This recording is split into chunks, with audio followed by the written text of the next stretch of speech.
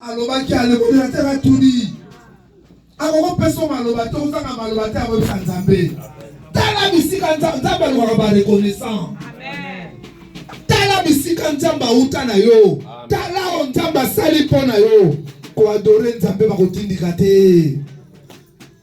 Zanga ka maloba ko sanzambe te. Kanisa tango zako kende classe makolo, outi bandalo, outi ngiringiri, outi wapezo kende soki na ipeni soki na mongalema na makolo. Dawano zongo na likolo yindi bon mendo katoka moi. Yue bila nenge lali bo don vie soki kaka. Ozomo na nzela tozo batelo be ozandeni. Lipa pistolet za te bongo dans 18h, yesu andeni. Na tongo de zozo ke makolo. Ole yanguba nzela. Ozoki pe makolo. Oyebaka te ke un jour na Christine na kotambola na jipa ya munene kuna libande zozela e. Ça c'est Dieu qui peut le faire. Biso tondimela ko nzamba sali po na biso. Tondimaka bisika nzamba uta na biso. Toyoka ka soni te ko yebisa batu ke nazalaka bolumbu. Kazaka nzambe mtalatsa ngai. Na oka ka soni te ko na tambola ka makolongu. Sapatu nzambe mtalatsa ngai. Tozalaka fier na nzambe wana. Auta na biso musika. Asika biso te. Papa Didi alobaka nzamba escroka jeunesse na yete. Akosa yete. Aza réel, aza vivant. Akotika la nzambe tobeteli maboko.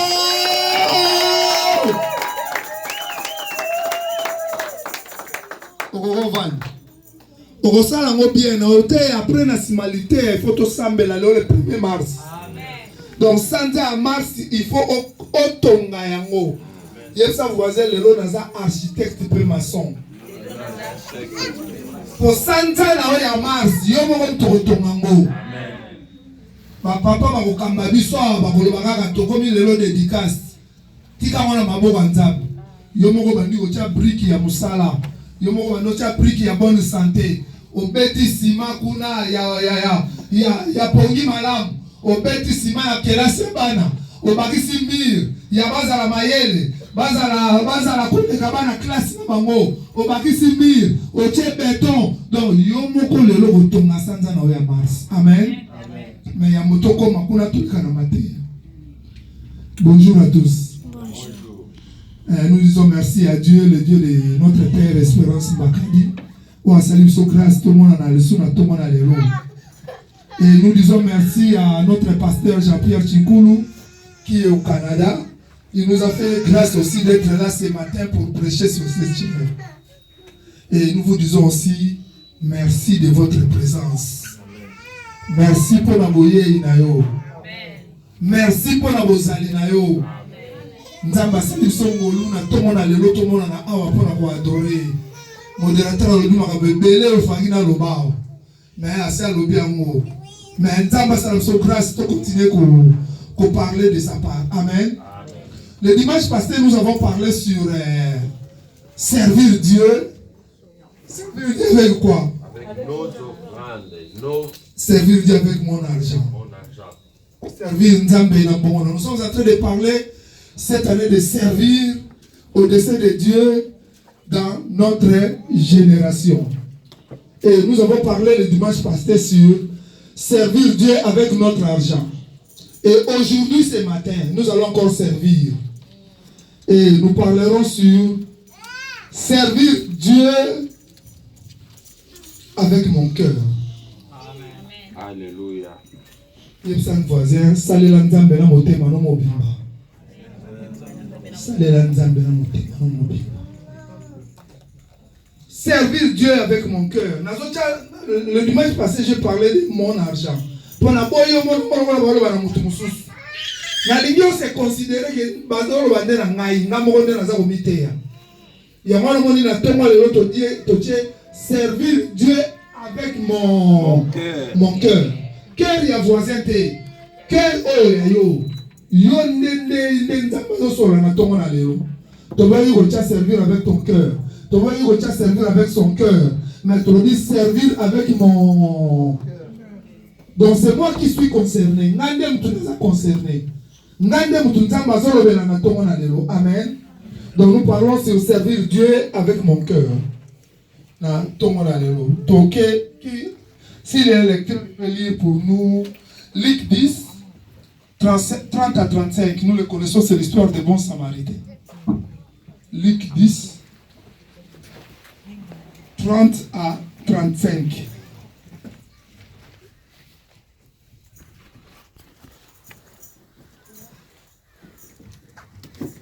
Luc 10, 30 à 35.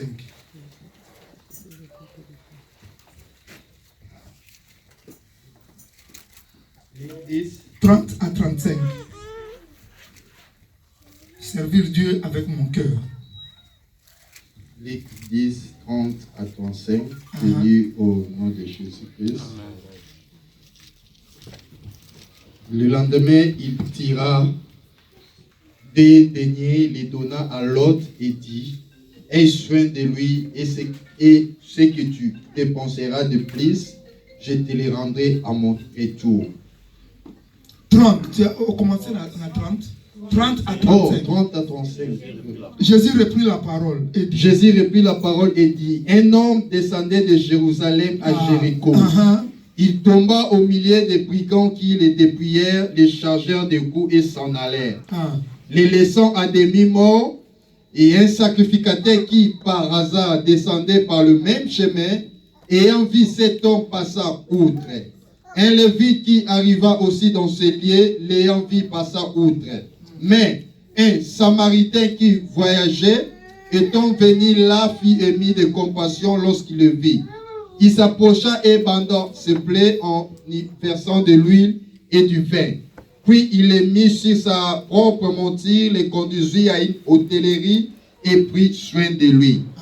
Le lendemain, il tira 2 deniers, les donna à l'autre et dit: aie soin de lui, et ce que tu dépenseras de plus, je te les rendrai à mon retour.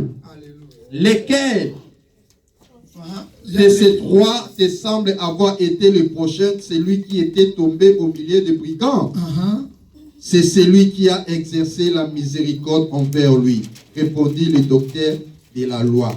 Et Jésus lui dit: va, et toi fais de même. Amen.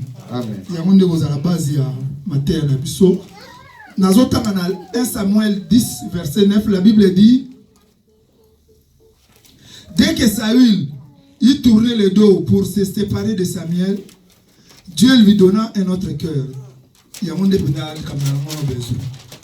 Dieu lui donna un autre cœur. Dès que Saül il tournait le dos pour se séparer de Samuel, Dieu lui donna un autre cœur. Et tous ces signes s'accomplirent le même jour. Amen. Amen. Nous sommes en train de parler de servir Dieu avec son cœur, avec mon cœur. Il est important de servir Dieu de tout son cœur. C'est vraiment trop important. La fois passée, nous avons dit, Tolobaki, servir c'est adorer. Servir égale adorer. Adorer égale servir. Et c'est il est trop important pour nous, étant que fils de Dieu, il y a qu'à servir Nzambe wanana motema na biso mobimba. Donc Nzamba za na posa na motema na yo pour na service na ye. La Bible nous dit: garde ton cœur plus que toute autre chose, car c'est là les sources de vie. Batela motema na yo koleka nyonso to oyo za nango ya motuya. Na nyonso oyo za nango ya motuya, Bible lobi batela motema na yo koleka nyonso po ete wana nde liziba ya bomoi.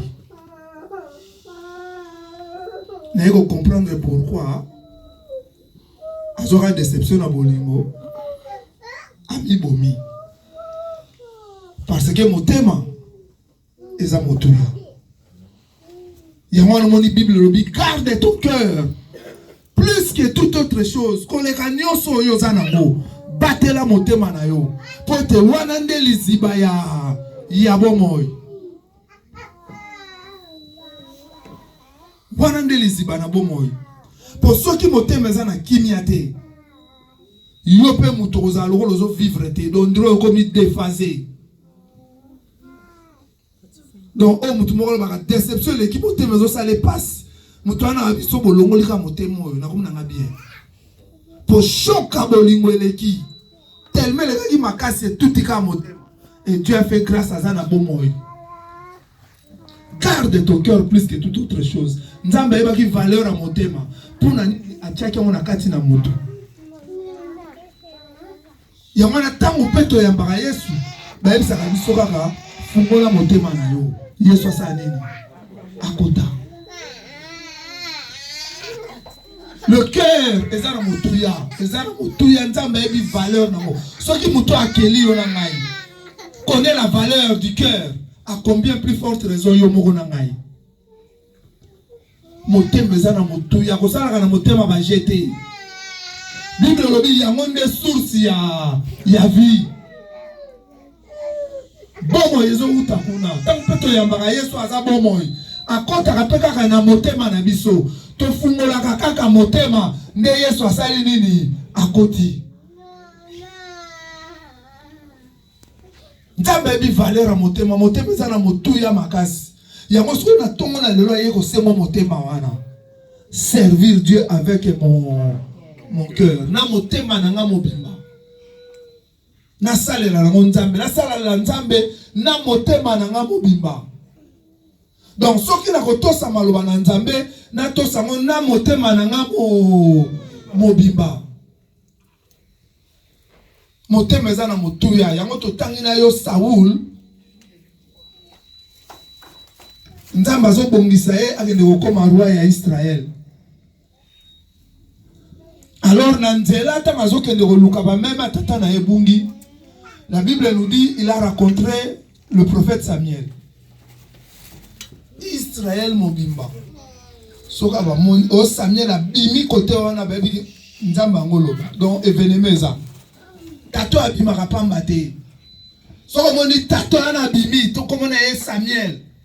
Abimi yebaka message ezali. Yebaka événement ezali. C'est que nzamba bongisi quelque chose pour le bana peuple notre pas ça na peuple na ye. Samuel yewana o ana avanda na temple bambula pona koluka ye. Alors Saoul tanga koluka ba même akutani na Samuel na nzela. Prophète. Ok, on a zoluka na yebi déjà makamozo loba na tu na yebi ango déjà yaza prophète. A yebi déjà makamozo loba. A yebi ango. Mais tala ozonga na o tango kozonga kokuta ba même basi ba retrouver apesi le solo nyo surtout ndenge zalaki. Alors tango asilisi na ye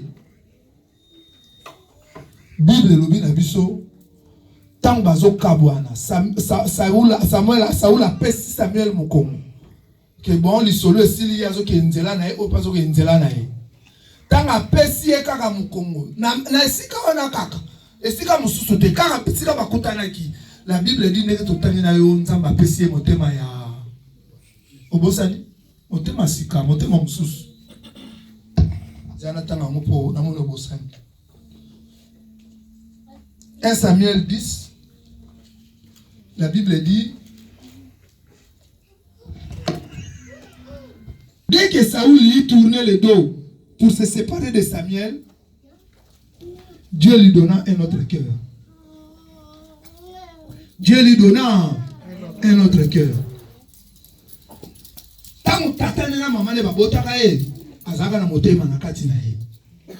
Au-dedans de lui, il avait un cœur.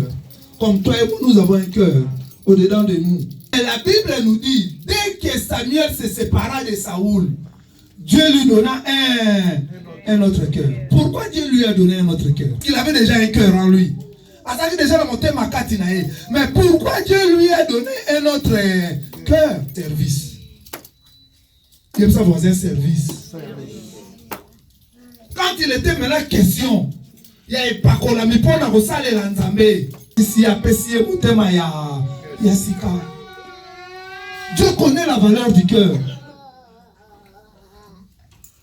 Nzamba yebi peke mutu pa koki na ye ko boya ko zwa motema na ye ko tia na service na ye. Nzamba yebi peke mutu pa koki na ye ko zala ko boya ko zala na un bon cœur. Si bandoki o balia ka batu na babutu na mapumbo kana bo pa na mitema te. Ne peka ka mutu o bango balie azape na motema. Mais différence c'est anine. Différence de ya mutu to tango.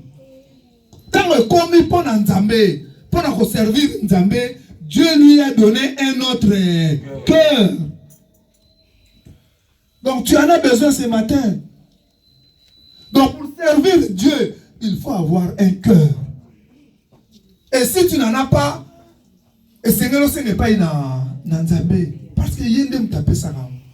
Nzamba yebi na ye que pour na service il faut motema. Ayebi que mutu azaka ka mutu. Alors comme j'ai besoin de lui, comme j'ai besoin, je prends soin de mon travail, de mon service. Comme Nazan a besoin, et qu'il faut Dieu lui a donné un autre cœur.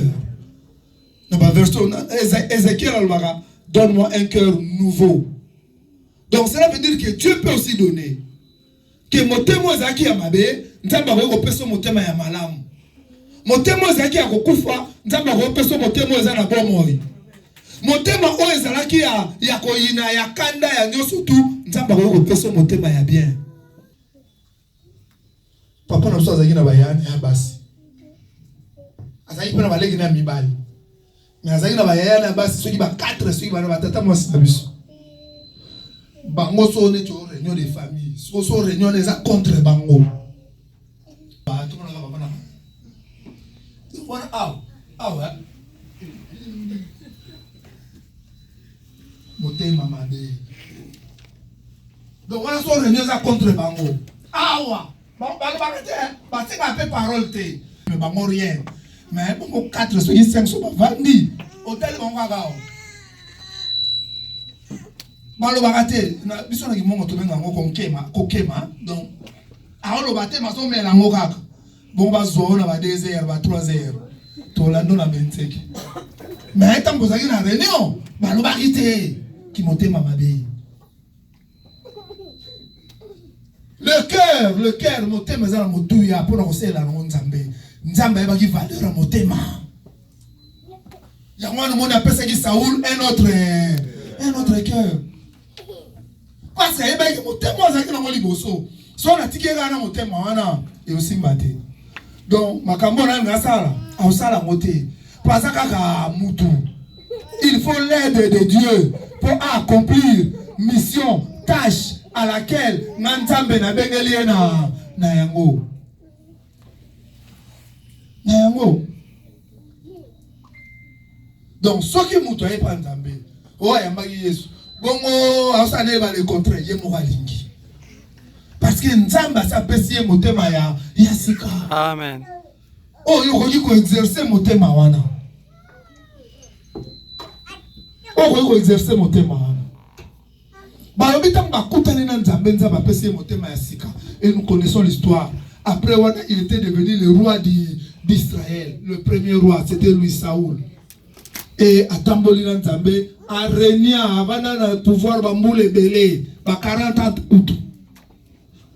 Avant d'avoir belé na pouvoir, quand bien même que c'était un roi où le peuple poussait Dieu pour appeler sa bangoye. N'étant comment, Nzamba moni que Saoul et que lui Dieu s'était choisi un peuple. Nzamba mi prenait la qui libota na ye. Alors non, il est temps maintenant nga moko na yana oyo motema nanga elingi. Pour oyo bango balingaki tala bakota ko mema biso. Sikoyo ngande Nzambe na pesa bango oyo motema na ngai moko Nzambe elingi. Yango zoka Nzamba zoloba l'homme selon le cœur de Dieu, c'est ce que dit la Bible. L'homme selon le cœur de Dieu. Sikoyo tala mutu selon le cœur de Dieu. Akutana pena na occasion boye ya koboma Saoul. Mabite o ngate. O ngana ko saate. Amen. Parce que ayebi ke motema Nzamba chekati na ye, eza motema ya ba makambo wana te. Aboyi ko brûler ba étape. Ayebi ke Nzamba emsaki o koma roi. passé dans les parents. Le même Saoul, le prophète, tout ça, mettait les solos. Akei nzambe MC kende na ndako ya Isaïe. Kuna osala makambo nga nzambe na koyebisa. Ayeti na ndako ya Isaïe. Isaïe azali tata na ba David. Oyo ka Bible parlaka le roi David. Tata na bango Isaïe. Prophète a comité na ndako na bango. Koko abeti porte. Tata na ba David afungoli. Atala kaka boye Samuel abi. Masolo ezao. Tato abimaka pamba te. Tata o ayaka pamba te. Logo la tato ayawa. C'est que masolo ezali awo. Samuel a ebisi tata na Isaïe, tata na David. Bimisa bango nyoso to. Ozana bana no baza. Po baza na kata ndako bimisa bango. Yala manga liboso abimi. Saoula taliboye. Bogar, enambe, moulaï, makasi, nyoso to abi. Certainement za yoga ande mutu nzambe aponi. Na miso atata na ba David, Isaïe na kati ya ndako. Mais j'aime Dieu. Li solo ya Samuel na nzambe sur place. Tata na ba David azo yoka te. Na kati ndako na ye moko. Nzamba azo sola na prophète. Na kati ndako na ye. Mais tata wana azo sa nini? Azo yoka te. Alors si Dieu est pour toi, personne ne sera contre toi. Amen. Yo ça na relation na nzambe. Croire na relation wana. Atanga na zo mona ki yo te. Atanga na zo mona ki yo za malamu te. Mais soki yo moko na nzambe. Bozana masolo na mno bobeta ko faire mani msa mondo masolo akati. Ndimela ngo. Ndimela yango. Nzambe nda yebi yoko le kangai, nzambe yebi yoko le kanga. Ngana koko jije, ngana koko loba, azaboe, mais nzambe nda yebi yoko le kangai. Peso ki nzamba ndimi yo, atanga na boyi yo, atanga waza boyi yo. Amen. Nzamba se ndimi yo. Amen. Nzamba se ndimi yo.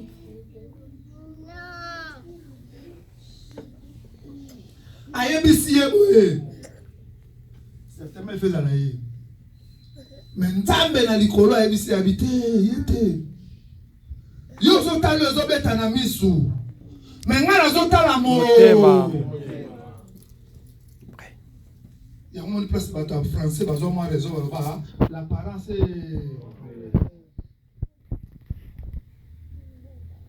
Nazako insister, motema ndeza mutuya. Prends soin de ton motema. Osala na motema ba jeter. Pesa nzambe motema no mobimba. Pesa nzambe motema a régner na kati, a dominer, a triompher. E ko futa yo kaka. Eza l'intérêt na yo. Eza l'intérêt na yo. Batali bebabi eza yete. Prophète azongi scope na juste. Atuni tata wana. Mususu aza. Babimisi ya mibale. Po tata ba David a taba bogar, po Bible odi bingambe ba bogar. So talega bebel de figure, Bible zolo. So talega bo ngambe costaud, moulaï, Bible zolo. Batanda na taba 5. Nakata ba bogar wana, nakata bingambe wana. Nakati oba tamakasi wana, ata moko abimi azate. Mais nzamba zo solo la na prophète na kati anda kuna bango so la deni yango so motema na kati anda kuna bango moko bango bazo mona nzambe te ba mona ka prophète mais prophète azo mona nzambe bazo solo la naye na kati anda kuna na présence atata na ba David to ko va na ne to za ko adorer le to adorer na to ma lelo nzamba ko bando solo la nayo na motema na yo biso to yoka te. Amen. Biso to koyeba te. Yango na insista ka soki toza ko adorer, adoraka bien. Adoraka na motema no mobimba. Oyebi te ndeni nzamba ko yosola na litoyi na yo. Oyebi te ndeni nzamba ko yosola na motema na yo. Oyebi te ndeni nzamba ko yoloba pe bo yoki. Po bazao ba yoka. Bazao ba monaka. Oyebi te na kati adoration kangi miso ba no na film en journée ndenge kozala. réponse à makambo oyo ozoluka okomona ngo yango na soki toza koadora soki toza koluka nzambe salaka ngo bien po tokoprier lelo eza le 1er mars dédicace tokosala Amen. Amen. priez bien parce que oyebi te nzambe alobaka na oyebi so nzambe alobaka nayebi so nzambe amimonisaka Amen. nayebi so nzambe ayokaka. Amen. Donc quand on a regardé la présence de Nzambe sala ngobi attention que ça 1 minute on a mis pesa mo attention que ça 3 minutes on a mis pesa mo bimba pour réponse ko bimba na 3 minutes on les a destiné na mo bimba sans le savoir alors ça va baso mais ça la batu oyo Nzamba pesa prophétie na ba précision c'est que na ne tel et kozala boy na ne tel et kozala boy na ne tel et kozala boy kana adoration ndenga zwaka prophétie ndenge zo salama amen eza réel motema na zo insister kosaka na motema ba jeter soko ina mo liboso ya Nzambe yaka na mo bimba o destiné na na kati wana bible bi il y a des sources de vie. Et ça, la proverbe. Et la proverbe 4, il fait ça. Garde ton cœur plus que toute autre chose. Pour qu'on ait des zibana bomoy, qu'on ait des places bomoy yaka. Qu'on ait des places bomoy yaka. Bana Israël, parce qu'il y a en Égypte, modérateur a l'objet de m'amener sur notre ya leo. Bana Israël, parce qu'il y a en Égypte. Nzamba tindi Pharaon Nzamba tindi Moïse sa Pharaon abimisa bango.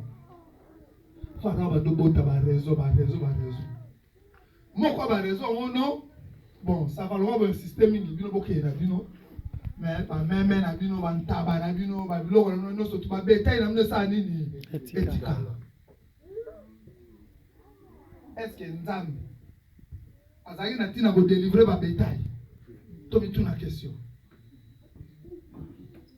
Nzambe c'est ce qui préoccupait pour naïsa qui peuple naïe libota naïe ba oye moko mi ponela nation oye moko mi ponela yango ndezaki pour naïe important ba longa na maboko ya Pharaon ba kende ko adorer na désert na bisiko bango bazo kende Pharaon alobi ba meme na bango batikana mais pona Moïse et ko cause à occasion oui tokena ba meme tokena na biso ne batu